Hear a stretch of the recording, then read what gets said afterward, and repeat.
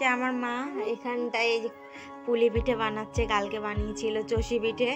তো এর মধ্যে তোমার এই যে তোমরা দেখছো এটা হচ্ছে অন্ধকারে দেখা যাচ্ছে না, তো ওর মধ্যে দিয়েছে ময়দা আর কেনা চালের গুঁড়ো দিয়ে যাতে নরম হয়।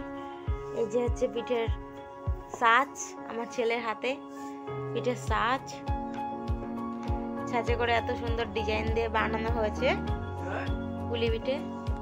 আমি এখন এটা বানাবো, তাহলে আমি এখন রাখছি, পরে দেখাবো বানানোর পরে কেমন হয়েছে। এই দেখো পিঠে বানাচ্ছে হাতে। আমার কাছে দাও দেখি দেখি ফটো